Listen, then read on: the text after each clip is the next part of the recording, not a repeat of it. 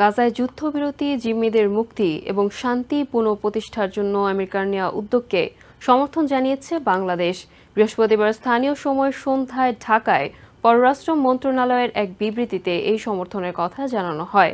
বাংলাদেশ জানিয়েছে, সৌদি আরব, Jordan, United আরব আমিরাত, কাতার ও ইজিপ্টের পররাষ্ট্র মন্ত্রীদের দ্বিতীয় একটি উদ্যোগে ঢাকা একমত, যা একটি স্থায়ী যুদ্ধবিরতি এবং গাজা উপত্যকায় পর্যাপ্ত সাহায্য সরবরাহের নিশ্চয়তা দেয়।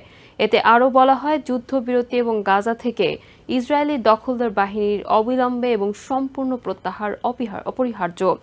বাংলাদেশ দৃঢ়ভাবে বিশ্বাস করে যে এই অঞ্চলে স্থায়ী শান্তি ও নিরাপত্তা নিশ্চিত করার জন্য একটি দ্বিরাষ্ট্র সমাধানই একমাত্র কার্যকর পন্থা।